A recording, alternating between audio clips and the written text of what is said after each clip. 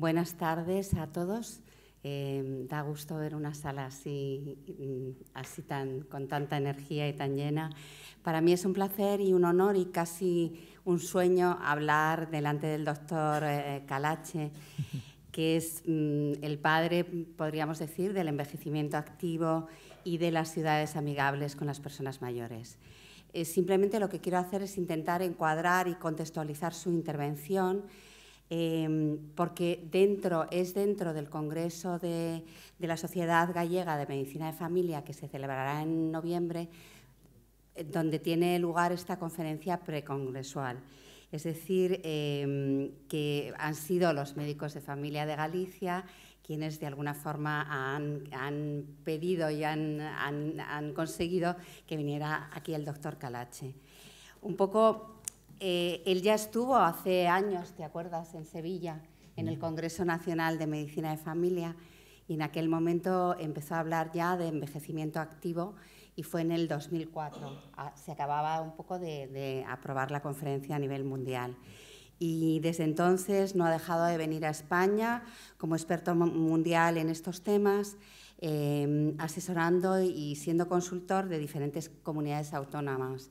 Por ejemplo, en Andalucía hay una estrategia de envejecimiento activo a nivel autonómico que él ha asesorado y ha ayudado a poner en marcha, así como múltiples lugares donde también ha sido la palanca y el impulsor de ciudades amigables con los mayores. Y hay muchas a nivel de España, que yo sepa, pues por ejemplo San Sebastián, Sevilla o Málaga, me parece, en fin, muchísimas que ya nos puede contar él.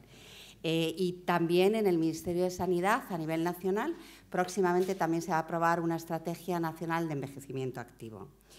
Nosotros, los médicos de familia, pensamos, y por eso le hemos invitado y él nos ha accedido a venir, pensamos que el sitio ideal para aplicar cualquier estrategia de envejecimiento activo que él nos va a contar ahora es el centro de salud y la atención primaria y los profesionales que en ella trabajan, médico de familia, enfermera y trabajadora social.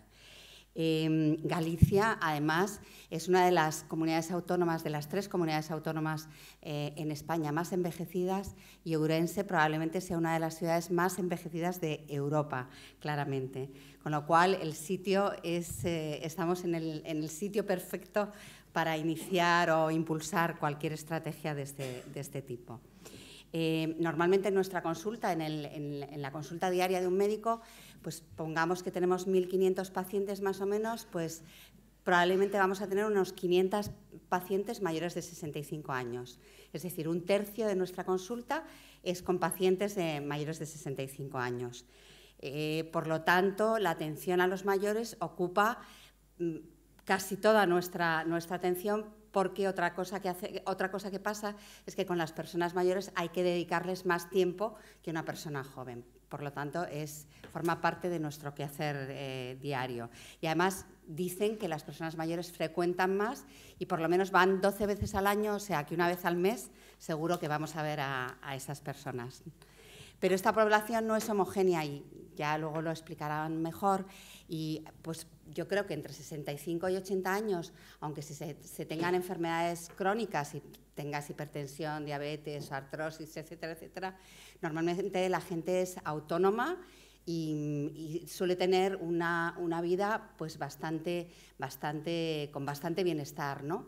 Ya en esas personas nosotros lo que intentamos precisamente es hacer esa promoción del envejecimiento activo, pues invitamos a adquirir hábitos de vida saludables, a hacer ejercicio, alimentación, actividades de ocio, seguir estudiando, en fin, todo ese tipo de cosas, en la medida de sus posibilidades, porque ya sabemos que muchas de esas personas al final tienen que cuidar a los nietos, son cuidadoras a lo mejor y siguen teniendo hijos en casa o hijos que han vuelto.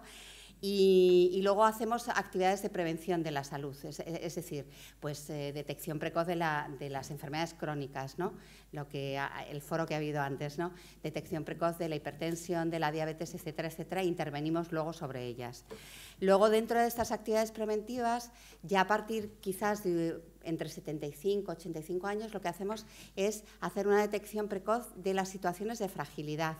Es decir, aquellas personas que vamos viendo que van a tener algún problema de salud más importante que va a generar en ellos una situación de dependencia o de pérdida de función. En ese sentido, bueno, intentamos detectarlo precozmente porque si se interviene a tiempo podemos retrasar la aparición de esa situación. Y por fin ya llegamos, pero eso ya cuando somos muy mayores, a situaciones de dependencia, cada vez se está atrasando más. Y con esas personas, bueno, ya van a necesitar cuidados, atención sociosanitaria y ya al final de la vida, pues cuidados paliativos y acompañamos. Con esto, ¿qué quiero decir? Que nosotros, como médicos de atención primaria, seguimos a las personas en su ciclo vital, en su ciclo de vida y las vamos siguiendo todo lo que les va pasando y eso es una de las cuestiones que favorece que sea un sitio donde se puedan aplicar las políticas de envejecimiento activo, porque desde que la gente es pequeña hasta que son mayores podemos intentar que vivan más saludablemente, que es de lo que se trata. Creemos que también el centro de salud es un sitio, y eso lo vemos día a día, de seguridad y confianza para los pacientes mayores, es decir, muchas veces vienen a preguntarnos otro tipo de cosas porque somos un referente de confianza para ellos y en ese sentido intentamos cuidarlos y darles seguridad y también un poco intentamos que hagan cada vez más, intentar que la toma de decisiones sea participada, es decir, informar, asesorar, formar, para poder tomar decisiones de una forma conjunta con la persona que tenemos delante. Y por último, y eso es muy importante y se está haciendo aquí en Ourense, pues las doctoras Mercedes Hernández y María José Fernández han hecho, también investigamos en atención primaria, puesto que es un sitio donde está toda la población en el ámbito comunitario. Ellas han hecho un estudio en esta ciudad conociendo las características de las personas que viven aquí, pero también preguntándoles acerca de sus necesidades y de cómo sería para ellos envejecer activamente o con éxito. Y bueno, pues todas estas cosas queríamos remarcar que hacemos en la atención primaria y por eso nos parece que es el sitio idóneo para aplicar este tipo de estrategias de envejecimiento activo. Y bueno, y sin más, y ya me he enrollado un poquito, quiero dar paso al doctor Alex Calache para que él nos haga todo el marco conceptual y nos cuente un poco si realmente el cúmulo de enfermedades está asociado al envejecimiento o no y qué se puede hacer para evitarlo. Muchas gracias.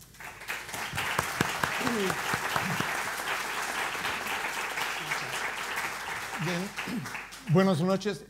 ¿Ya está? ¿Me oyen? Muy bien, gracias. Quizá Pilar y Manuel, y muchísimas gracias por la amabilidad y la presentación. Hay dos sillas ahí. Yo no quiero que salgan de aquí con dolor de cuello porque estaban ahí mirando la pantalla. Agradecer no solamente a la amabilidad de Manuel y también de Pilar, pero sobre todo el cariño con que Mercedes y María José me han recibido. Y realmente en España estoy en casa. Estoy en casa, lo único que falta es hablar castellano bien. Yo estoy siempre hablando una mezcla que es el portuñol, que es un poco el idioma del futuro. Eso de hablar castellano, o de hablar español, de hablar gallego, portugués. Vamos a crear un otro idioma y es lo que intentaré. Como Pilar ya les comunicó, yo estoy hace muchos años que trabajo aquí en España, en varios sitios, en varias ciudades. Mi formación es académica, yo soy médico de Brasil, de Río, pero mi actividad profesional fue sobre todo en Inglaterra, donde he hecho el máster en epidemiología y después el doctorado en la Universidad de Oxford. Me quedé viviendo en Inglaterra 20 años hasta que me fui para Ginebra para trabajar en la Organización Mundial de la Salud como director del programa internacional. Un privilegio. El privilegio fue de que yo era muy joven, pero muy joven. en 1975, cuando yo percibí que el futuro es el envejecimiento, que la gran conquista de nuestro siglo, desde el inicio del siglo XX y sigue, es la revolución de la longevidad. Y eso es lo que les voy un poco comentar, qué pienso sobre el tema. Y yo estoy poniendo revolución, que no es una palabra que en general asociamos al tema longevidad. ¿Por qué revolución? Revolución es algo que se pasa de súbito en una sociedad y a partir de ahí, esta sociedad no será la misma. Revolución industrial, sea qué tipo de revolución, y lo que se está pasando hoy en el mundo es una revolución de la longevidad. Miren, en el ciclo que inicia en 1950 hacia 2050, un siglo, que no es nada en términos de la historia de la humanidad, teremos un aumento de la población total, todos los grupos etarios, de menos de 4 veces. Muchísima gente, muchísimos niños, hay que alimentarlos, hay que proporcionar educación, el impacto medio ambiente, sobre todo la creación de empleos dignos para tantos futuros adultos, pero estamos hablando de menos que 4 veces. La población de más de 60 años aumentará 10 veces. La población de 80 y más, casi que 30 veces. De 14 millones, cuando yo era un niño, en mi tiempo de existencia de vida, aumentando de 14 para virtualmente 400 millones de personas mayores. Esa es la revolución de la longevidad. 400 millones de personas con más de 80 años. Serán 2.000 millones de personas con más de 60 años. Ese es el futuro inmediato. No estoy hablando de algo para daqui a 5 siglos. Esto es para daqui a 30 años. Muchos de nosotros estaremos ahí presenciando como testigos de esta revolución extraordinaria. Por otro lado, hay que señalar que hay un único país hoy, que es Japón, el país más envejecido de todo el mundo, que en 2015 tenía ya más de 30% de la población con 60 años.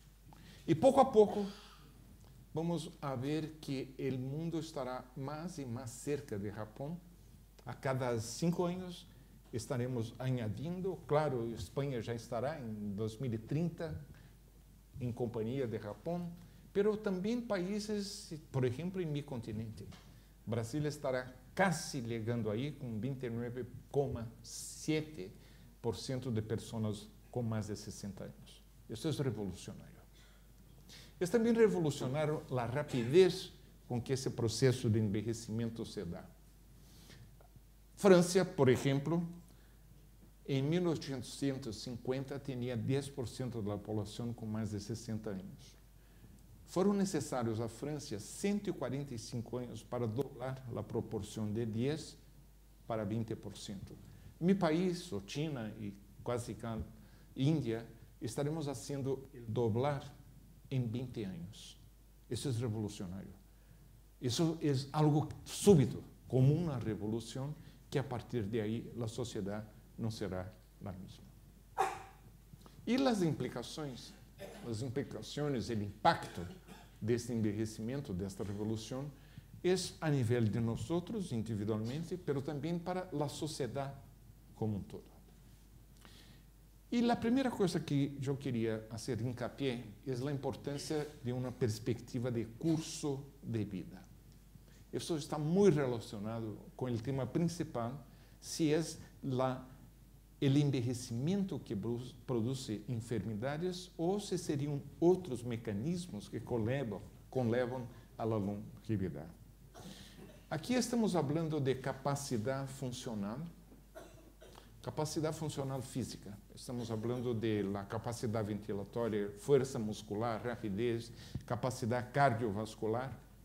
Y, claro, cuando empezamos la vida, cuando nacimos, somos dependentes de alguien que nos cuide, en general, nuestros padres, Y poco a poco, en las etapas de infancia y adolescencia, la edad adulta más joven, llegamos al máximo de nuestra capacidad funcional. Y a partir de ahí empezamos un declínio. Es normal, es el envejecimiento, pero desde que estemos a los 85, 90 años, por encima del umbral de la discapacidad, no hay problema. Seguimos como contribuyentes, como personas que están activas en nuestras comunidades, y si las comunidades, nuestra sociedad lo permite, seguiremos activos. Muchas veces no es por la discapacidad funcional, pero sí por la discriminación que impide que las personas mayores puedan seguir contribuyendo activamente para la sociedad. Si estamos por encima del umbral, seguimos activos, pero muchos no logran hacer. Y aquí está el problema. Es la única vez que yo voy a utilizar la palabra problema relacionado a longevidad. No es la longevidad que es un problema. El problema es no poder envejecer bien. Primero porque no acumulas el capital vital que tiene la persona que está aquí en rojo. ¿Pueden ver en amarillo ahí al fondo? Esta persona, a lo largo de las etapas de infancia, de la juventud, de la adolescencia, han acumulado riesgos. No es por culpa de ellos. No fue porque decidieron ser así. Y sí porque nacieron en pobreza, en ambientes con mucha polución, con padres que no tienen un nivel educacional alto. No logran tener un nivel educacional alto que también les pueda proteger. Y terán ya desde el inicio de la vida adulta una diferencia muy grande porque no llegan al pique que tiene el otro aquí en rojo. Y empiezan a disminuir su capacidad funcional porque están con empleos con mucho estrés, están desempleados, son todos los determinantes de las enfermedades, los determinantes sociales de la enfermedad. Y aquí empiezan a tener a los 35, 40 años un problema, una hipertensión, que podría haber sido prevenida, pero que no fue. Y no encuentra una Pilar Regato o un Jesús para que puedan cuidarlas bien en la atención primaria. Y las cosas empiezan a se complicar. Y de súbito tú tienes, en función de esta hipertensión, un ictus, un accidente cerebrovascular. Y tú puedes sobrevivir y seguir vivo 30 años más.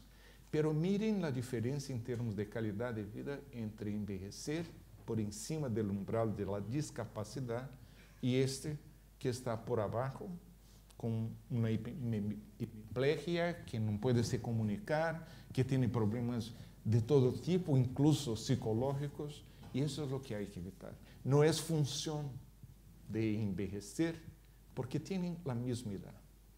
Y uno puede llegar a los 80, 90 años acumulando pocos riesgos para las enfermedades crónicas, que son las enfermedades que tienen importancia a medida en que envejecemos. No se muere de sarampión a los 85 años, pero sí los problemas cardiovasculares, los cánceres, la demencia, todos los problemas que conocemos, que en la mayoría de los casos se puede prevenir, no es función de edad, porque si tú compara uno que tiene 85 años con muchos riesgos para estas enfermedades crónicas y otro que también tiene 85 años y ha acumulado mucho menos porque estuvo protegido por su entorno, pero también protegido por su estilo de vida, por su comportamiento.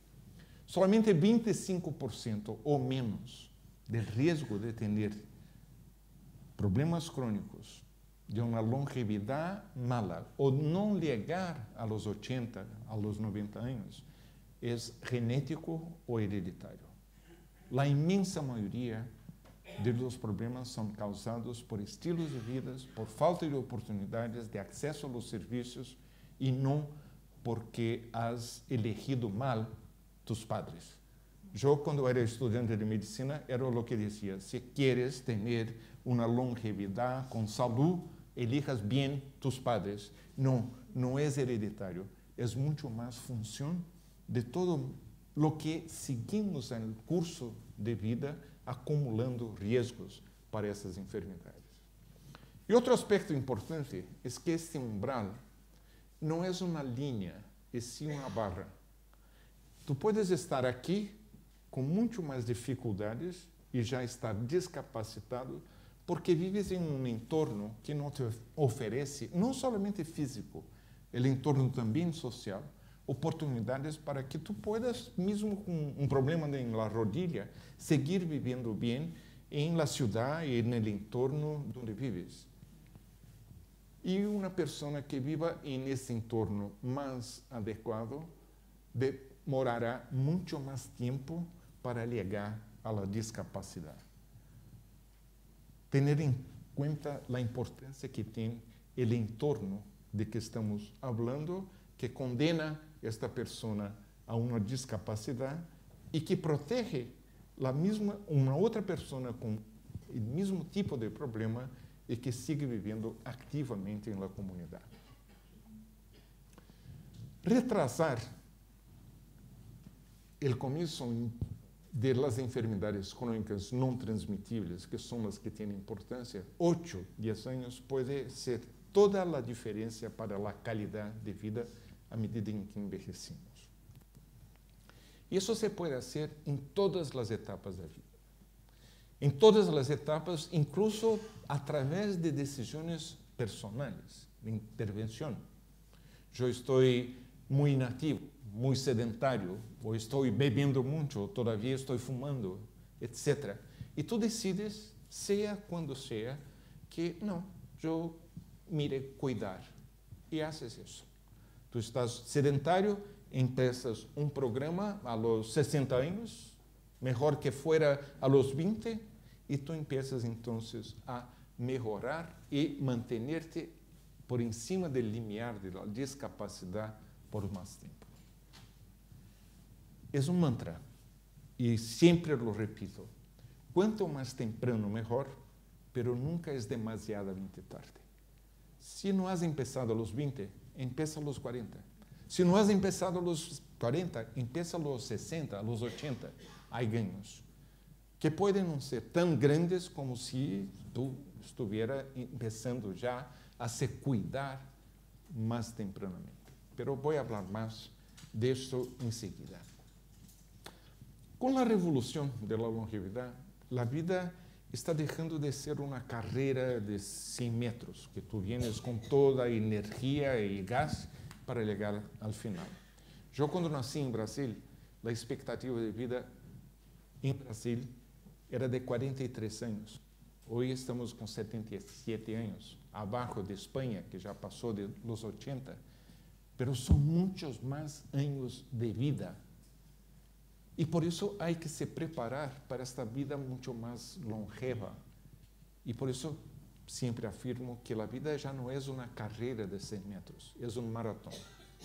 Y todos que han se preparado para un maratón saben que es necesario tener estrategias, conocimientos, perseverancia, tener estamina. Todo eso es fundamental para que tú puedas llegar al final del maratón y llegar bien. Así es también para una vida mucho más longeva. Pilar se refirió a un hecho, un evento fundamental en la historia toda del envejecimiento, que fue una asamblea de las Naciones Unidas en 2002 en Madrid, la Asamblea Mundial del Envejecimiento, que generó un documento muy importante que hace 15 años, estuvimos ahora haciendo una revisión en Lisboa, de los 15 años de la adopción del Plan Internacional de Envejecimiento de Madrid. Fue la primera vez que tuvimos la oportunidad de todas las naciones estarem reunidas discutindo un aspecto tan importante como fue ahí en la Asamblea. Y dos hechos importantes se destacaron. Por la primera vez, hincapié en el protagonismo de las personas mayores. Participantes activos, hay que oírlas. No es hacer algo por ellas, sí, al revés. Nada para mí sin mí. Yo quiero estar participando activamente en las decisiones que van a tener impacto en mi vida. Y el otro es de que las personas mayores también merecen ser beneficiarios del proceso de desarrollo. No pasivamente, pero sí activamente. Eso fue en 2002 y claro, toda la gente estaba mirando a la Organización Mundial de la Salud para saber qué irá la OMS decir sobre el envejecimiento y qué contribución tendrá para todo ese proceso de la Asamblea Mundial de la Salud. Fue cuando lanzamos, y Pilar se refirió, a ese documento clave que ha tenido mucha influencia a nivel mundial, que es el marco político del envejecimiento activo.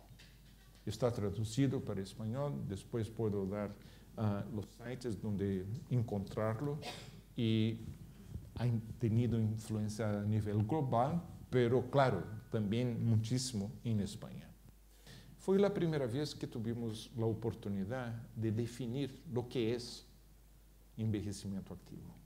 Un proceso a lo largo de la vida, curso de vida, de un proceso de optimizar las oportunidades de 4 cosas que son fundamentales para tener calidad de vida a medida en que envejecemos. Salud, en primer lugar, pero también conocimientos.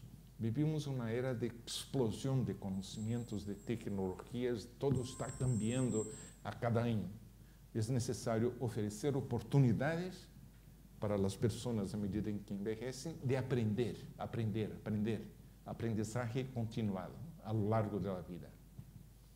Pero también las oportunidades de participar activamente, de estar presentes.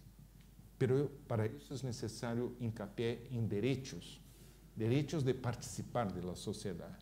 Voy a hablar más de eso enseguida. Y el otro aspecto fundamental es de optimizar las oportunidades de seguridad, de protección. Saber que puede ser que al final de nuestras vidas necesitemos de cuidados, de estarmos más protegidos y qué hacer para llegar ahí con ese grado de protección tan importante. Eso es lo que conlleva a tener más calidad de vida a lo largo del curso de vida. Perdóname que esto es en inglés, pero estoy aquí hablando de los determinantes del envejecimiento activo. Aquí queremos llegar al envejecimiento activo. Y eso depende de esas burbujas. Acceso a servicios sociales, de salud, comportamientos, estilos de vida, los determinantes nuestros personales, el aspecto físico del entorno, pero también social y económico. Cada grupo de esos determinantes va a influir directa e individualmente en el proceso de envejecimiento activo, pero están interligados. Eso es complejo. Si no tienes aportes económicos, eso puede influenciar tu acceso a servicios. Ni todos los países, la minoría en realidad, tienen un sistema de salud universal como tiene España, como tiene Inglaterra. Eso puede influenciar tu comportamiento, pero tu personalidad también puede influenciar tu comportamiento y tu estilo de vida, porque eres una persona más negativa, tu vecino es una persona que enfrenta los problemas de una forma diferente, más optimista, con más senso de humor, con más leveza. Todo eso está interrelacionado, siempre bajo una perspectiva de género y de cultura. Y también voy a hablar más enseguida sobre eso. ¿Estaría la sociedad, las sociedades plural, preparadas? Y yo iré a dar un ejemplo de que a mí no me parece que estemos preparados. Falta mucho. Yo trabajé en ese edificio durante 13 años. Esa es la Organización Mundial de la Salud. Tú entras, sales de un ambiente más claro para el ambiente más oscuro, en el interior del prédio. Y tú te deparas con esta escalera imponente de mármol, negro, con estrías blancas, te confundes, sobre todo si tú eres una persona mayor, te cuesta más tiempo para la acuidad visual, se adaptar del claro ao oscuro, y en realidad no ves que estás adelante de una escalera, parece mucho más un tobogán. Pero tú sabes que tú tienes que bajar, porque aquí está el corazón del edificio. Las salas de reuniones, el comedor, aquí está la biblioteca, y decides bajar. Decides bajar y la Organización Mundial de la Salud te da dos opciones. Tú puedes caer y a la mano, perdón, aquí, y dar con la cabeza en los cristales de ese lado, o bajar, seguir bajando y terminar con un jardín de cactus. Esta es la Organización Mundial de la Salud, que no está preparada. Y si la Organización Mundial de la Salud no está preparada, ¿qué dirá la sociedad como todo? Yo pasé 13 años trabajando aquí y haciendo una campaña semanal. Hay que hacer algo. No es necesario cambiar y es imposible cambiar el edificio, pero sería suficiente poner aquí un pasamanos a la derecha, a la izquierda, en el centro y ya proteger. Sería suficiente para esos escalones que son muy largos y bajos, no son muy altos, poner estrías marcando cuando uno empieza y el otro. No, no puede, porque la estética es más importante. Yo empecé a trabajar en la Organización Mundial de la Salud en 1994. Son casi 25 años. Y yo estoy ahí con frecuencia para reuniones y todo lo más. La única cosa que ha cambiado en todo es que los cactus están mucho más grandes. No estamos preparados. Para que podamos estar preparados, es fundamental acumular 4 capitales que son centrales para aumentar la calidad de vida a medida en que envejecemos. El capital vital, la salud, de conocimientos, que ya me referí, el capital social, que en el futuro si necesitamos que haya personas que nos puedan cuidar, pero también el ambiente, la sociedad civil, las ONGs, la sociedad como un todo, aportando este capital social y el financiero. Otra vez más el mantra, cuanto más temprano mejor, empezar a acumularlos, pero nunca es demasiadamente tarde. Y son esos 4 capitales que contribuyen para aumentar nuestra resiliencia. La vida reserva sorpresas, problemas, hay barreras, hay dificultades. Y depende mucho más de nuestra resiliencia para ultrapasar esas barreras, reaccionar bien con las pérdidas que son comunes y naturales en la vida. Y ese término de resiliencia pasa a tener una importancia muy grande en los últimos años en gerontología. En realidad es el tema central del Foro Internacional de la Longevidad que estamos preparando ahora en 3 semanas, en octubre, en mi ciudad, en Río. ¿Y qué es resiliencia? Es tener acceso a reservas, tener más reservas que son necesarias para se adaptar, para soportar y crecer a partir de los desafíos con que nos deparamos a lo largo de nuestras vidas. Hay que estar siempre pensando en reservas. Si tenemos estas reservas que son necesarias para una buena reacción a esas pérdidas comunes en la vida. Y son esos 4 capitales que nos facilitan criar las reservas, la resiliencia, pero hay que pensar cómo facilitar que eso pueda ser.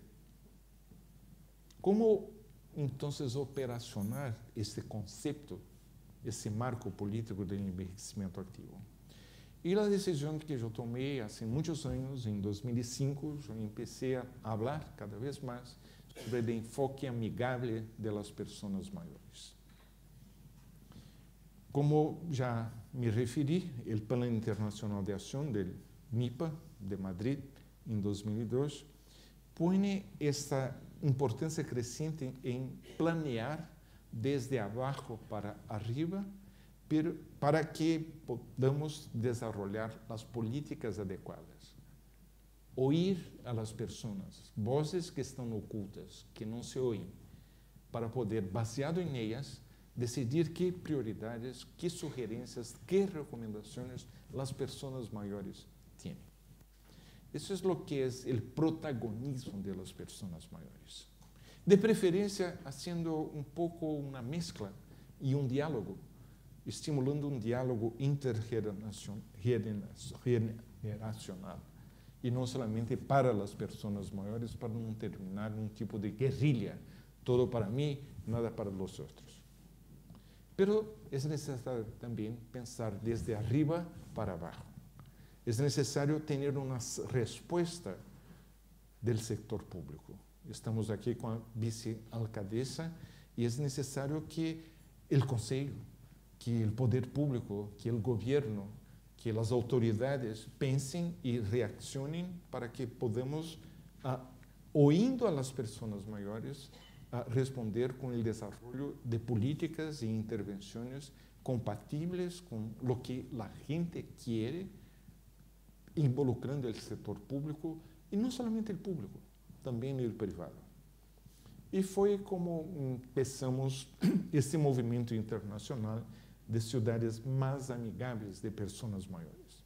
Eu espero que, como resultado de minha visita a Ourense, que esta também seja uma cidade que se junte a muitas mais em Espanha. A nível internacional, já temos mais de 2.000 cidades que estão adotando o guia, o marco político do envelhecimento ativo através desse enfoque de cidades mais amigáveis. É uma história que já tem assim 12 anos. Começamos em 2005, quando eu lancei a ideia em um congresso internacional de gerontologia. Depois fomos para Vancouver, desenvolvemos um protocolo, a metodologia. Esta metodologia foi utilizada simultaneamente em 35 cidades, em 2006, 2007, com base em los resultados desses estudos quantitativos, pudimos lançar em 2007 o guia da OMS para as cidades mais amigáveis. E, desde então, por exemplo, já em 2010, tínhamos 360 cidades oficialmente na página web da OMS, e hoje já chegamos, não oficialmente, mas de hecho, a mais de 2.000 cidades. O mesmo enfoque de ouvir as pessoas maiores e, a partir de aí, desenvolver políticas e intervenções, se pode utilizar em hospitais, em centros de saúde, o turismo amigável das pessoas maiores, condomínios, universidades, empresas, províncias, estados, países. Por exemplo, já temos Irlanda, hoje, Croácia, e no mês de dezembro eu estarei em Montevideo para lançarmos Uruguai amigável de pessoas maiores. Todo o País Basco já está involucrado, não é somente nas cidades, não é somente em Bilbao, em San Sebastián, em Vitória, mas todo o país já está involucrado com um compromisso forte do governo, através da força que a sociedade civil tem de ouvir as pessoas e, a partir de aí, desenvolver políticas a nível de Estado, ou de província, ou de países. Pero desde 2002, quando lançamos oficialmente o envelhecimento ativo, o marco político, são mais de uma década. Sim que hicimos uma revisão através desse ILC.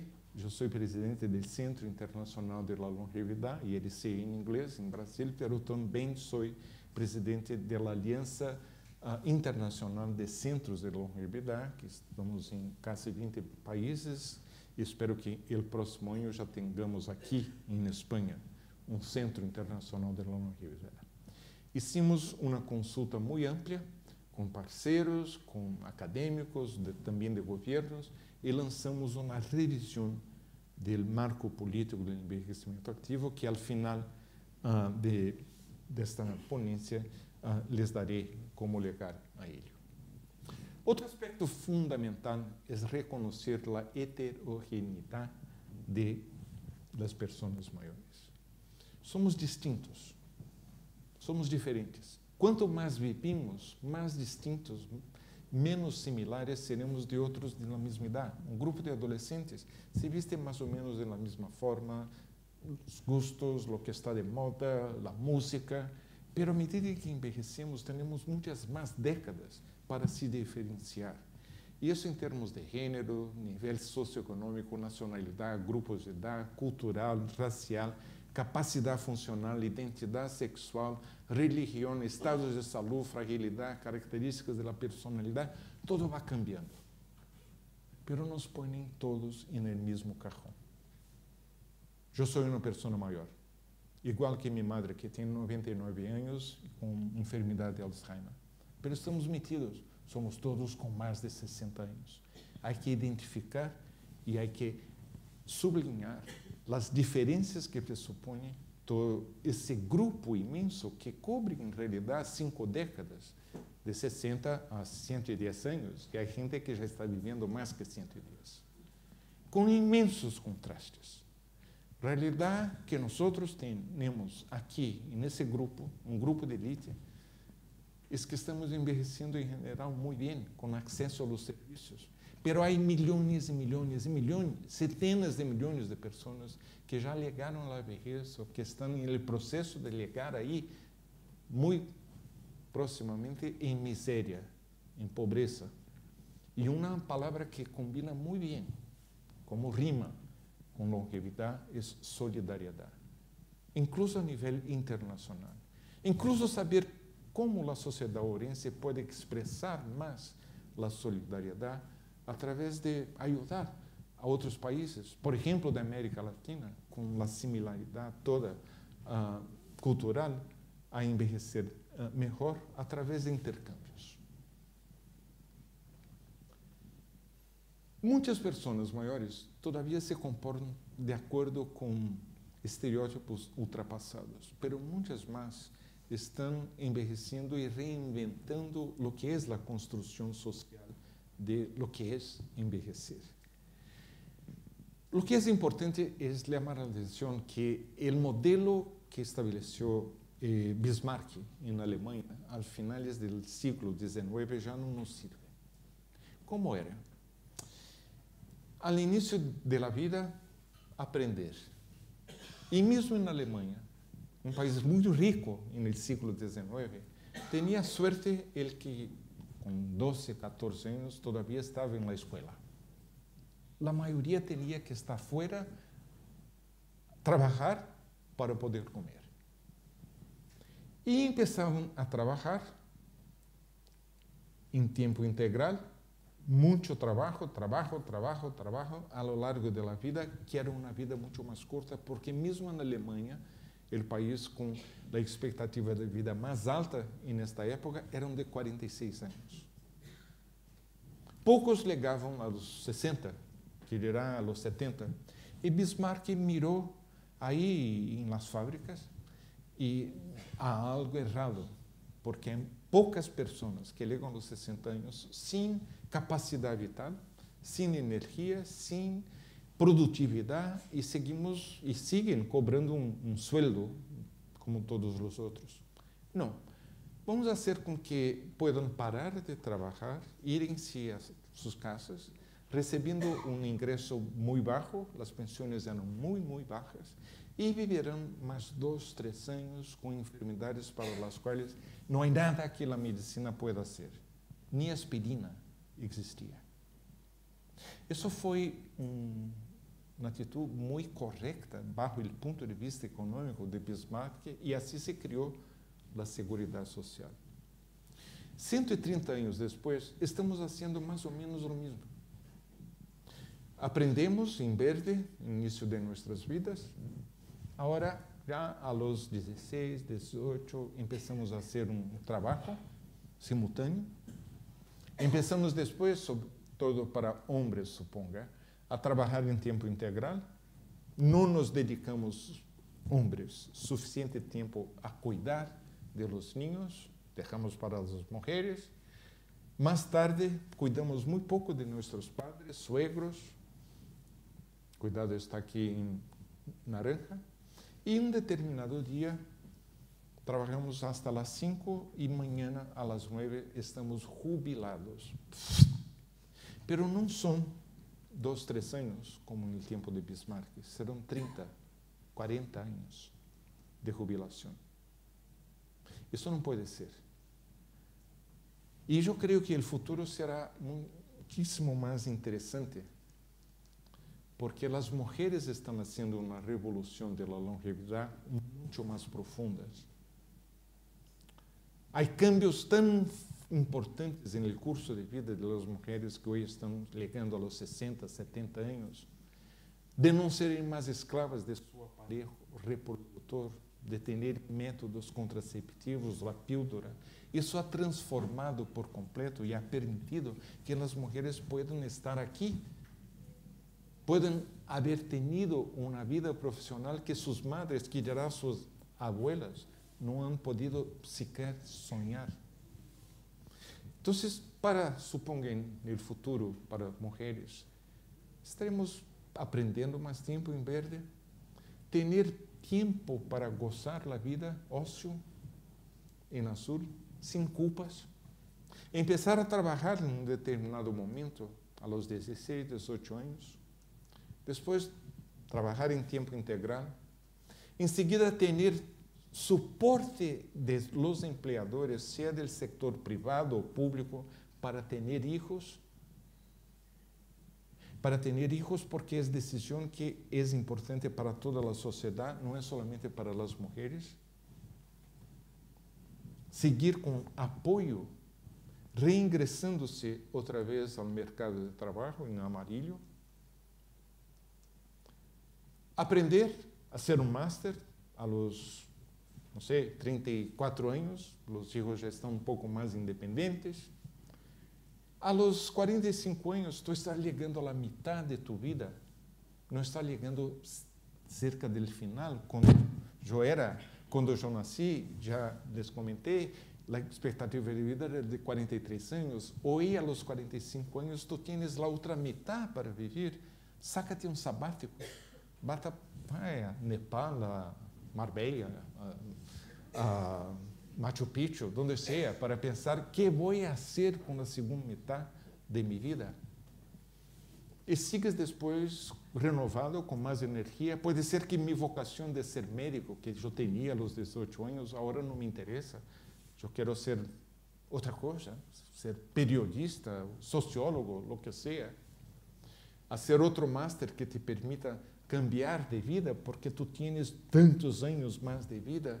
A los 56 años, saca un año, pero con apoyo financiero de tu empleador, para cuidar de tu madre que tiene un cáncer terminal. Es la solidaridad de la longevidad.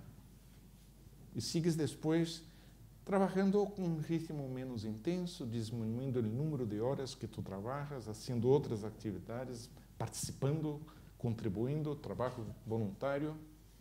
Y tú eliges cuándo vas a te jubilar. Hasta que a los 75 años vas a hacer un doctorado. Tú ahora tienes tiempo y recursos para hacerlo, porque ya hay mucha gente haciéndolo.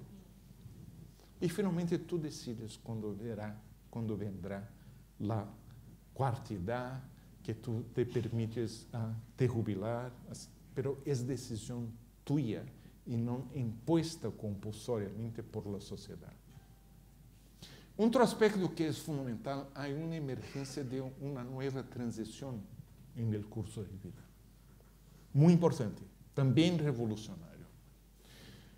Hay muchos de aquí, ¿cuántos de vosotros nacieron entre 45 y 65? Esa es la mayoría, somos baby boomers. Somos baby boomers, nacimos una generación muy grande, muy alta. Muchos niños que nasceram de pós-guerra. Y por sermos muy numerosos, con más salud que cualquier generación anterior, con más conocimiento y educación formal que cualquier generación anterior, pudimos crear un espacio, una transición entre la infancia y la edad adulta que llamamos adolescencia. Todos sabemos lo que es adolescencia, pero en los años 50 todavía no estaba definido lo que es adolescencia como construcción social que entendemos hoy. Criamos esta transición. Tiempo para experimentar, se rebelar, para gritar o para hacer lo que sea. Es un tiempo también de ocio, porque teníamos un poco más de bolsillo, de dinero en nuestros bolsillos que nuestros padres. Ya no era necesario estar trabajando para poder comer. Y ahora estamos redefiniendo lo que, a través de los baby boomers, sobre todo por las mujeres, porque el curso de vida, comparado con vuestras madres o abuelas, es muy distinto de nuestros hombres. Cursos de vida comparados de nuestros padres o abuelos, y redefiniendo esa transición nueva que yo estoy llamando gerontolescencia. Antes fuimos adolescentes. Hoy yo no soy un viejito, yo soy un gerontolescente que yo sé exactamente lo que quiero, estoy muy ciente de mis derechos y tengo escrito aquí en el DNA el activismo que yo fui lutando contra la ditadura de Brasil cuando era estudiante universitario. No será ahora que yo seré más pasivo, calado, aceptando lo que la sociedad o lo que el gobierno me impone. Otra vez hay que mirar a esos determinantes del envejecimiento activo y hacer hincapié en ese aspecto de cultura, porque la cultura es tan importante en determinar cómo vamos a envejecer. Y más enfoque también en la cuestión de género. Género y cultura son los determinantes transversales que tienen un impacto y una importancia en todo lo que hacemos. Y ese aspecto de género es tan importante, sobre todo por la cultura que nos falta, que es la cultura de cuidado. Porque ¿quién cuida de las personas mayores dependientes? Sobre todo las mujeres. ¿Quién son cuidados? Nosotros, los hombres. ¿Quién debería pasar a cuidar más? Nosotros. Hay que hacer una revolución en nuestro comportamiento como hombres. ¿Y quién necesita de más cuidado? Muchas veces son las mujeres que se quedan viudas, que tienen pocos hijos, que los hijos se fueron, que el nido está vacío y cuando más necesitan de tener a alguien que les cuide, les falta. Y eso es importante revisar y hacer una cultura más adecuada para el cuidado, más sostenible o sustentable. Sostenible. Económicamente viable, hecha con compasión, universal para todos, disminuyendo las desigualdades. Y llamando la acción a la cuestión de derechos. Derechos que incluyen para nosotros, personas mayores, el derecho a la salud, a aprender, a trabajar, a ser protegido, derecho a tener un seguro que muchas veces nos son negados, a participar y a tener acceso a servicios, así como derecho de parar, a descanso, a unos ingresos mínimos, que la mayoría todavía de la población mundial llega a la vejez sin derecho a ser cuidado. Y el derecho que presupone también la lucha contra la exclusión y la discriminación. Incluso bajo el punto de vista de identidad. Ayer yo era un médico, hoy yo soy un jubilado. Me sacan la identidad. Me impone una falta de identidad a través de imposiciones sociales. Pero el último mensaje que quería compartir es que yo creo que es un privilegio sermos partes de este grupo, de esta generación, que está por la primera vez teniendo la oportunidad de responder y reaccionar a esa revolución de la longevidad. Nunca había ocurrido antes. Y cómo es importante desarrollar esa cultura de cuidado, creando una sociedad con más armonía.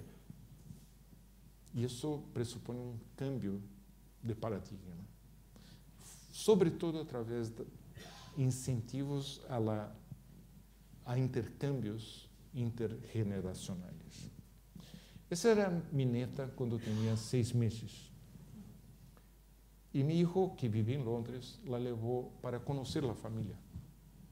Y fue la primera vez que ella encontró su bisabuelo, que ya tenía 94 años. Se miraron, como estamos aquí, y fueron se acercando, mirando en los ojos, hasta que se tocaron por la nariz. El toque, como si fuera un beso maori de los neozelandeses. Esta atracción que tienen los jóvenes por las personas mayores es natural. Somos nosotros en la sociedad que estamos poniendo las barreras, impedindo que eso se pase. Hay que volver a determinados valores básicos de la sociedad y estimular. Y yo debo decir que yo soy esencialmente muy optimista. Yo creo que el hecho de que tengamos cada vez más personas mayores en nuestra sociedad irá a crear una sociedad más armoniosa. Incluso porque hay un concepto en gerontología que es la regeneratividad. Dejar huellas. Es lo que esta mujer mayor está haciendo con esos niños. Mire cómo está encantado. No sé lo que esta mujer está haciendo con su ordenador, pero está encantado. Está, de alguna forma, siendo seducido, influenciado e inspirado por lo que esta mujer representa para ele. Erik Erikson, el psicólogo americano, definiu interactividad, generatividad, como partindo del enfoque de sí mismo para un radio más amplio, con la habilidad de cuidar, de guiar las próximas generaciones, actuando como sus mentores, inspirándolos, protegiéndolos. E por isso eu creio que o mundo será melhor, porque haverá mais pessoas que já não estão interessadas em fazer carreira, que estão muito mais interessadas de deixar huellas, que se pense em eles depois que se vayan. E eu digo que, mesmo com toda a minha idade, até hoje, eu quando necessito de inspiração, de direção, de pensar sobre a importância de cuidado, eu sei onde buscarlos. Anteayer, quando eu fui muito bem cuidado, ayer, quando meu padre também foi muito bem cuidado, pero também hoje, quando cumpre a mim o privilégio de poder cuidar, de estar presente, mesmo com minha madre, com 99 anos, com toda a sua enfermidade de Alzheimer, é quem me inspira e que me ajuda nesse processo de poder cuidar hasta hoje. É um privilégio que eu estou muito ciente e que eu queria também compartilhar nesse momento. O documento de envelhecimento ativo, a revisão, está disponível nas páginas web da Escola Andaluza de Saúde Pública e, se querem, podem consultá-la também em inglês em nosso site do International Longevity Center Brasil. Muchísimas gracias.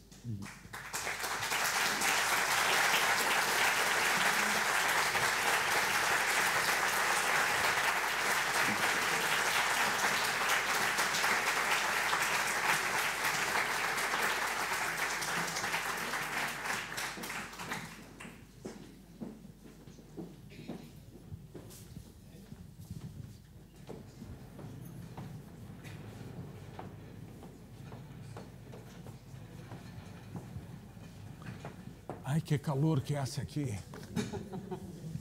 Mira como estou.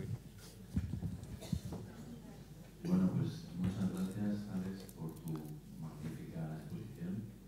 Nunca hemos asistido, por lo menos yo, a una revolución tan tranquila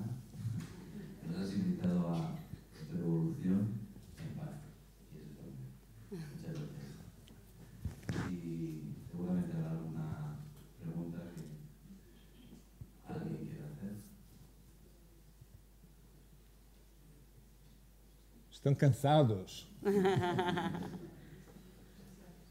que ser un poco más activos en este momento.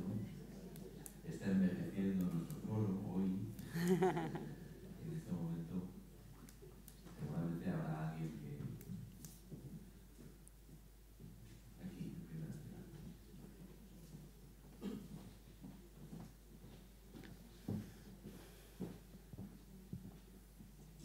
Buenas noches, Alexandre. Ante todo, Está. ¿se oye? Ahora sí. ¿Ahora sí? Vale. Ante todo, encantado de oír tu charla, es inspiradora. Y quería hacerte dos preguntas. Una que creo que ya la has sacado un poquito, pero me gustaría que abundases más en la cuestión.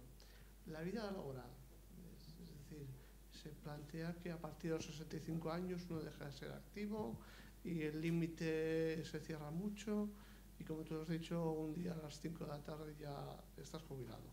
¿Se debería promover o facilitar? ¿Podrías hablar un poco más cerca? Sí, perdón. ¿Se debería promover o facilitar que los adultos que llegan a la edad de jubilación pudiesen continuar trabajando en su puesto activo? ¿Tendría sentido? Y la otra cuestión, que también me gustaría que hablase sobre ello, la soledad. La soledad y el envejecimiento. ¿Qué papel juega? En primer lugar, muchas veces, sobre todo la Unión Europea, interpreta el envejecimiento activo como tener que trabajar y producir más y más y más. Tiene un aspecto puramente mercantil y económico. Yo no creo que es así y no debe ser así. Por eso definí de la forma como yo comprendo el envejecimiento activo como un proceso a lo largo de la vida de optimizar las oportunidades para los 4 ejes. Y espero que eso se quede muy claro. Pero lo que faltó mencionar es que el envejecimiento activo también depende de una cosa fundamental, que es tener un propósito de vida, saber lo que quieres hacer con tu vida, buscar tener uma motivação que te ajude a cada manhã a acordar, despertar-te e saber que eu tenho um dia mais de vida, que maravilha, porque tenho um propósito, eu estou contribuindo para algo concreto. E isso é muito difícil imponer ou esperar de pessoas que foram excluídas ao longo de toda a vida. O processo de exclusão é cruel. Es sobre todo muy cruel para las mujeres. Estuvimos ahí con elecciones, comicios en Alemania el domingo. Las personas mayores del país más rico de Europa, 25% de ellas, personas mayores, ya tienen dificultad de saber si van a tener que comer adecuadamente, cómo pagar para vivir en sus moradias, en sus viviendas. Es en el país más rico. Esse processo de exclusão faz com que muitas pessoas maiores não tenham suficiente ingressos e que terminem sendo obrigadas a trabalhar em empregos que não têm qualidade, de baixa qualidade, que não te motivam. E depois de trabalhar 40 anos, ligar o governo ou quem queira e dizer-te, mira que bonito, tu vas a trabalhar más 5 años, es un castigo. Entonces hay que pensar en las oportunidades de revolucionar esa perspectiva de curso de vida, pero con más igualdad, pensando mejor cómo distribuir los recursos.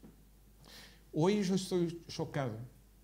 Yo acabo de leer en El País que los 6 brasileños más ricos tienen una fortuna que equivale a la mitad más pobre de todo el país. Somos 210 millones, la mitad son 105 millones. 6 personas tienen ingresos más altos que 105 millones de personas. Ese es el mundo muy perverso, muy cruel, que no está dando oportunidades. Eso es por un aspecto. El otro aspecto, si te entendí bien, es el problema muy grande de mucha gente mayor, que es la soledad. Y la soledad pesa, sobre todo, como yo había dicho, también para las mujeres que viven más tiempo En general, las mujeres, incluso en España, se casan con hombres, con varones que son más viejos, viven más tiempo y eligen maridos, esposos más viejos. Hay que hacer una revolución aquí. Las mujeres deberían se casar con hombres más jóvenes, punto. Para que este tiempo de soledad no sea tan alto. Es también importante llamar la atención que para muchas de las mujeres, cuando se separan, se divorcian o se quedan viúvas, es un momento de liberación. Es cuando tienen realmente capacidad de elegir cómo quieren conducir sus vidas. Pero la soledad es un problema y en una sociedad más desarrollada como España hay que ofrecer más oportunidades. Y miren a ese auditorio. ¿Cuántas mujeres que están aquí participando? Los varones no vienen. Hay mucho más resistencia, incluso de aceptar que están envejeciendo. Eso es casi universal. En todas las sociedades donde yo tengo una experiencia más profunda, hacer intervenciones y llamar la participación de los hombres es complicado. Pero están más protegidos dentro de sus familias porque tienen una mujer que les cuide. Y ese es el problema. La mujer cuida de los niños, cuida de los suegros, de sus padres, del esposo y terminan muchas veces sola sin tener quien les cuide.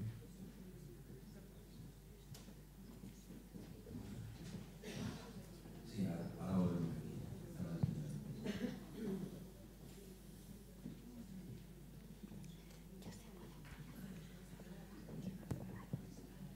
Sí, ¿hasta qué punto es bueno a la edad de 85 años hacer gimnasia o si es necesario? Gimnasia, academia, Sí, gimnasia. ejercicio. Sí.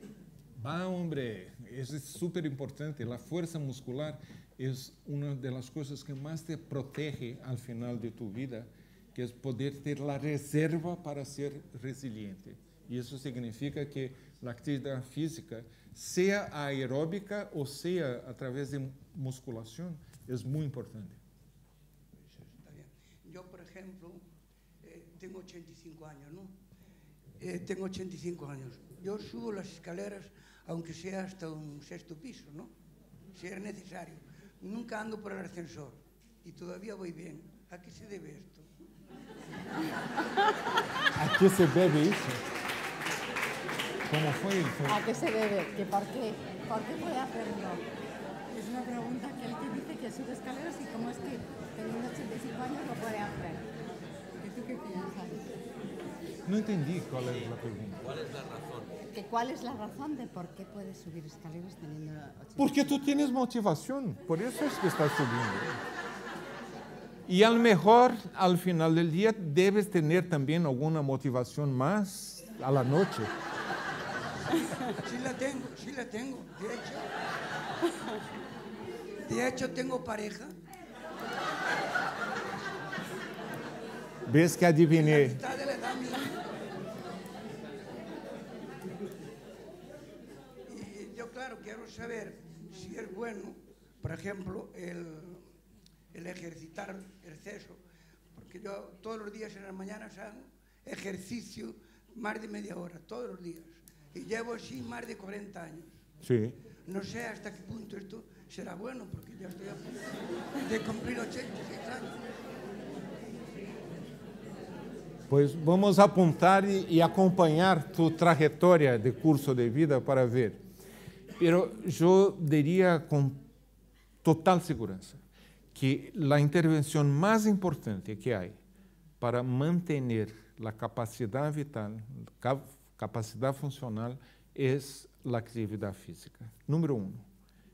Eso porque tiene influencia en muchas enfermedades crónicas, por ejemplo, cardiovascular, respiratoria, osteomuscular, pero también tiene un efecto muy importante, y se nota, contra la depresión.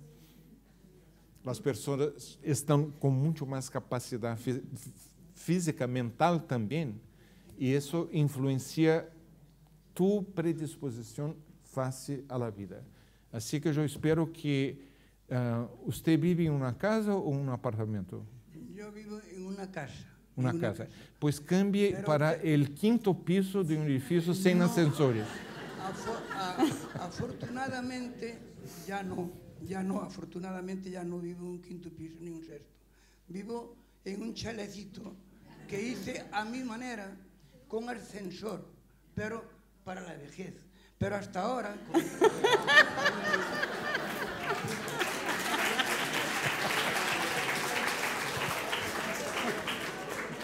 Pero hasta ahora yo no lo uso. Lo usan los nietos, pero no lo uso.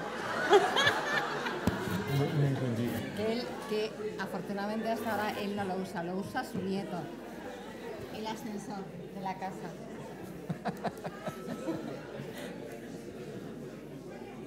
Yo pregunto una cosa, si la ilusión en la vida motiva mucho a uno.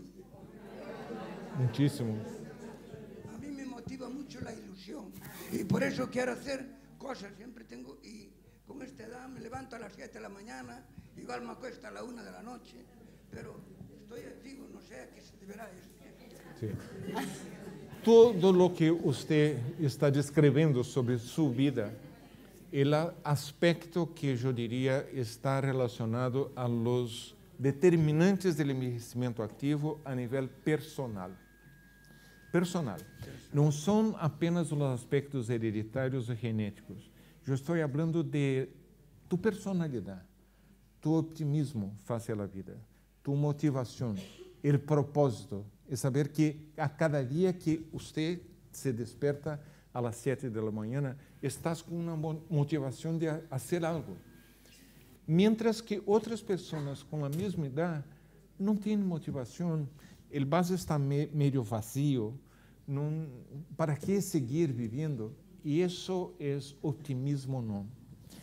Mira, esse senhor, déjame ver se eu puedo encontrarlo.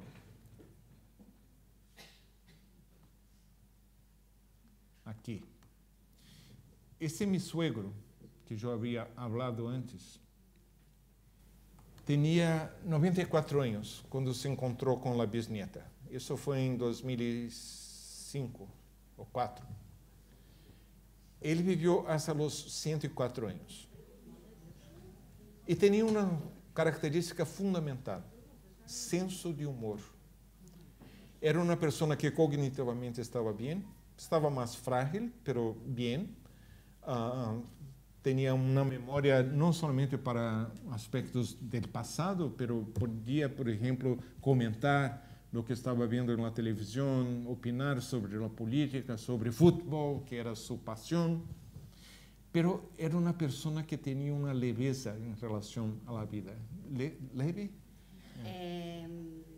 Light.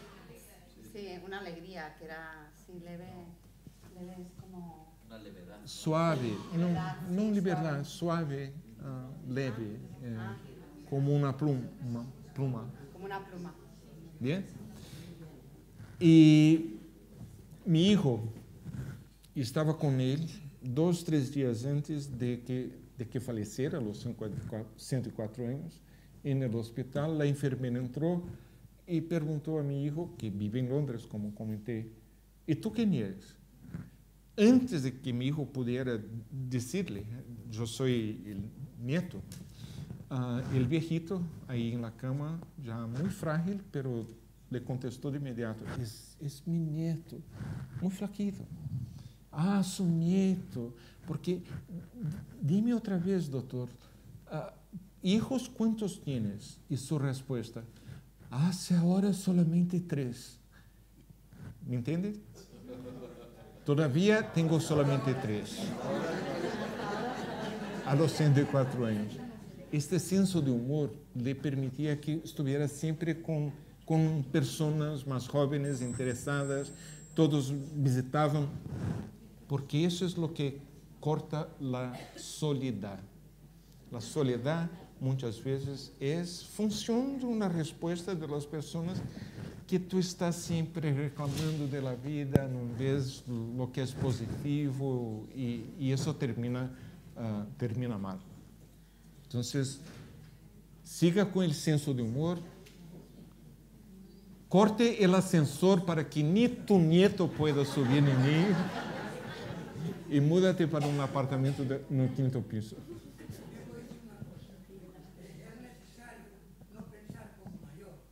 Sí. Sí, sí, sí, exatamente. Sí, claro, claro. ¿Ves qué interesante? 3, perdón. No oí. Que también es interesante leer La Región todos los días, el periódico. Sí, sí. La actividad. Sí. Yo quería hacerle una observación sobre el grupo de mayores, que somos invisibles o transparentes. Perdón, acérquese un poquito más al micrófono. Quería hacer la observación de que los mayores somos invisibles o transparentes. Sí. No nos ve la Sí. sociedad, salvo determinados mayores que están en una cúpula como si fuesen jovencitos, igual. Entonces esto es digamos, es una pega o una dificultad social, pero nosotros mismos nos autodespreciamos porque decimos, eso es cosa de viejos, esos son los viejos lo que llevan. Yeah. Esta mentalidad nuestra tiene que variar y tiene que empezar por nosotros mismos, me parece, por una autovaloración que no tenemos en este momento. Sí. Porque hemos hecho cosas y hemos trabajado, sí, y hemos tenido familia y la hemos cuidado cuando eso. Pero parece que nos autodespreciamos. Yo pongo el ejemplo mío, que no me atrevo a ir, no me gusta ir a la asociación de mayores que hay, porque digo, son cosas de mayores, de viejos. Eso pensaba hace... Y ahora trato de ir alguna vez, pero a regañadientes. El autodesprecio que sentimos a cierta edad, porque no somos funcionales, porque atascamos la seguridad social, sí, porque a donde vayas nos están diciendo, estos están aquí cargando a la seguridad social de gastos, en farmacia, en atenciones, en operaciones. Todo esto es una reforma social, pero que debe de partir de nosotros mismos, y es que no veo la solución ni por, sí, dónde puede empezar. Sí, no hay duda. Hay discriminación, no hay duda. Hay rechazo, pero muchas de la raíz es nuestra actitud sobre el proceso de envejecer. Pero llamaré otra vez la atención. Yo creo que está cambiando. Y está cambiando porque esta generación de baby boomers no irá a se comportar y aceptar como generaciones anteriores. Y es ahí que yo me quedo más optimista, porque yo creo que habrá más personas mayores con un grado más alto de capacidad funcional y más conscientes de sus derechos y que irán batallar. Como había dicho, yo tengo que ser coherente con mi pasado. Y si yo era activista cuando joven, contra todas las dificultades de un gobierno dictatorial, una represión fuerte, no será ahora que me van a hacer calar. Pero déjame llamar también la atención a las señoras aquí. La mayoría, todavía tenemos 3 ponentes o preguntas de varones. Vosotras tienen que también ser más activas.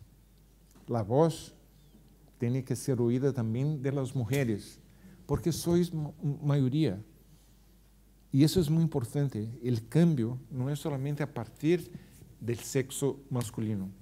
Incluso porque tenemos ejemplos ya. Yo pinto siempre un aspecto positivo y procuro ser muy optimista, que tenemos más personas mayores y que el mundo será más armonioso, y de repente abro el diario La Región y miro la foto del presidente Trump. Dice, ay, por Dios. Una persona mayor.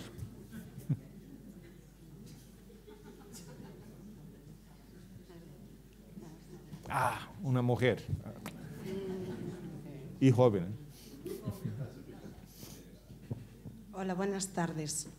Yo quería aportar que por el tipo de trabajo que tengo, que yo veo que el cambio para que la gente mayor pueda cambiar el chip, primero lo tenemos que cambiar los jóvenes. Porque los jóvenes pensamos que, como en la época de la Ilustración, todo para el pueblo pero sin el pueblo. Entonces nosotros tenemos supuestamente a cargo pues a papá, a mamá, a la abuela, a la bisabuela, a la vecina. Pero nosotros pensamos lo que es mejor para ella, estando ella en sus plenas facultades. No preguntamos lo que a ella le gusta o no le gusta. Entonces nosotros los estamos anulando a ellos como persona. Sí. Y ellos psicológicamente pues se van anulando poco a poco. Entonces yo creo que en realidad por donde debe empezar el cambio no es directamente por ellos, sino por nosotros, por la generación que viene ahora. Me parece, a mi modo de ver. Los dos. Hay que haber cambios bilaterales. Primero porque lo mejor que te puede suceder es envejecer. Entonces ya cambiar, porque tú serás tú te beneficiarás del cambio de actitudes en relación a tu propio futuro. Ese es un aspecto. El otro es de que yo utilicé la palabra protagonismo muchas veces. Hay que oír, pero oír, escuchar, no es solamente oír, pero entender y transformar eso en una acción a nivel de gobierno. Las empresas hoy que están más bien se desarrollando mejor son las empresas que están con mezclas entre los que trabajan intergeneracionales. No sé si alguien ha visto una película con De Niro, The Intern, el estagiario. Sí. Que es fenomenal. Es exactamente eso.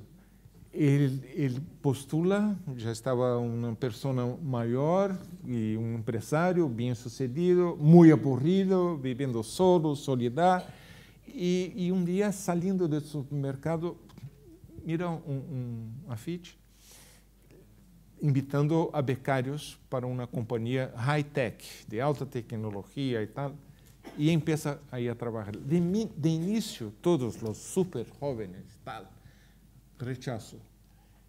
Y poco a poco empiezan a perceber la importancia que tiene esta experiencia, esta presencia, abriendo el espacio, oyéndole, y que cambia la cultura de esta empresa que era toda para los más jóvenes. Hay que hacerlo como un esfuerzo de autoeducación permanente, porque lo que tú estás diciendo va de encuentro al que oímos ahora. Las personas más jóvenes tienen que cambiar de actitud y las personas mayores tienen que perceber que hay que ser más activas y buscar estar participando en la sociedad. ¿Y cómo definimos en el envejecimiento activo? Optimizar las oportunidades. Esas oportunidades están siempre presentes. Pero oportunidad es esa. O tú la ves y la sacas, o ignoras y pierdes. Sí, pero a lo que me refería yo, por ejemplo, era si yo tengo a ella, que no es mi madre, pero por ejemplo mi madre, en plenas facultades de uso, y yo llego a casa y le digo, quédate aquí, no hagas eso, venga, ahí a lo mejor no te vas. Nosotros mismos estamos anulándoles a ellos. Sí. Entonces, si ella hace la cama, si ella puede salir a dar un paseo, si ella puede ir al parque con sus amigas, ¿por qué nosotros inconscientemente es que se le está negando? Yo trabajo con gente con Alzheimer, a ver, soy de ayuda a domicilio, entonces paso por muchas casas al día. Gente demenciada, con un Alzheimer, aún hace la cama. ¿Quién soy yo para negarle a hacerle la cama a esa señora? Pues si la puede hacer en medida de lo que puede, ella puede salir haciendo las cosas. Si yo le empiezo a negar esas cosas, ellos mismos creen que no son posibles. Entonces, mentalmente y psicológicamente, aunque ellos quieran arrancar, si está una persona al lado que le está diciendo, no, mira, tú que no puedes, mira que a tu edad, mira que...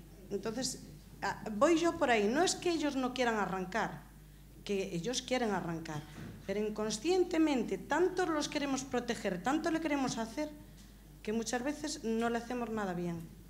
En ese sentido es en el que iba yo. Claro. Bueno, así contribuyo a la cuota femenina también. No, lo que te quería comentar es que en los centros de salud promocionamos el envejecimiento activo de muchas formas, pero siempre esto requiere interactuar y colaborar con otros sectores, como son los servicios sociales, como es, el polideportivo si aconsejamos ejercicio físico, como esto del ámbito cultural o educativo. Y quería saber un poco tu experiencia, porque muchas veces la dificultad precisamente está en la coordinación entre todos para intentar conseguir ese objetivo. Y quería saber un poco, en tu experiencia con todos los países que has visitado, etcétera, etcétera, cómo podemos un poco solucionar este tema, que yo creo que es uno de los fundamentales no solo para esto, sino para muchos otros temas que tienen que ver con la atención a las personas mayores. Es decir, un problema que tenemos siempre es la falta de coordinación entre todos los implicados a la hora de conseguir, en este caso, el objetivo del envejecimiento activo, ¿no? Sí. Entonces, bueno, aprovechando que está aquí la vicealcaldesa, que sería una parte muy importante siempre, pues, por ejemplo, con el tema del ejercicio físico, de alimentación saludable, etcétera, etcétera, o yo qué sé, no sé, o gente de los servicios sociales que me imagino que habrá aquí. Nosotros todavía tenemos en la mayoría de los países una dicotomía. El social está aquí, el sanitario está ahí. Sí. Yo tengo un problema, yo soy una persona mayor que tengo necesidades. A mí no me importa quién va a dar solución a mi problema, si es la asistente social, trabajadora social, si es el nutrólogo.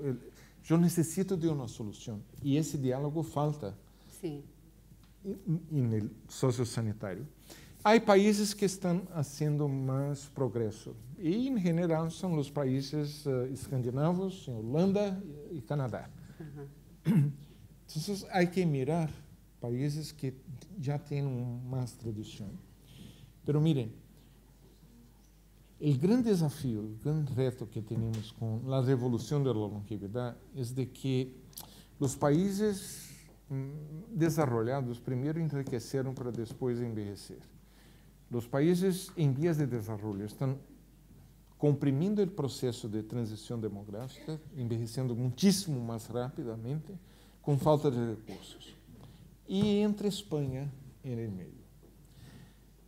Este es un país que experimentó una pobreza profunda que afectó, si no a vosotros, a vuestros padres. Pero estoy hablando de mucha pobreza. E que de súbito e sobretudo depois do processo democrático e a União Europeia, processo de industrialização também muito rápido, tiveram a suerte de ter a saída para o excesso da população, os imigrantes, que a lo mejor estão presentes em todas as vuestras famílias, de tios, de tias, de abuelos que se foram buscar oportunidades, y eso representó también una oportunidad para los que estaban en España. Lo que estoy comentando es que ese es un país que por el pasado reciente de pobreza y por experiencias de españoles que emigraron, vosotros pueden dar ejemplos de políticas de envejecimiento porque não são nem tão ricos como os países do norte da Europa, ou Japão, ou Canadá, mas tampouco são países muito pobres que todavia estão com o dilema de onde vou a poner recursos em educação ou atenção às pessoas maiores. Então, não há desculpa para um país como Espanha não hacerlo bem, porque há exemplos de países que estão em um processo mais adelantado que podem ser adaptados e a obrigação, eu creio, moral de Espanha de ajudar os países que abraçaram vuestros familiares quando necessitaram como imigrantes. E rechazar os imigrantes, como muitas vezes se vê aqui mesmo em Espanha, não é justo nem aceitável. Porque muitos de vuestras pessoas maiores em vuestras famílias estão sendo cuidadas por imigrantes, mulheres de países como Marruecos, como Latinoamérica e que sei eu, que não estão sendo treinadas, reconhecidas e recompensadas para ser o que estão fazendo. Isso todo é parte desse paquete todo, que é complexo. E estou chamando a atenção porque são soluções que se buscam, que é necessário ter uma melhor coordenação, mas também uma atitude mental mais aberta face à problemática que se está criando por uma coisa que não é problema. Envelhecer é o melhor que nos pode suceder. A alternativa é morrer muito temprano. Eu não estou interessado.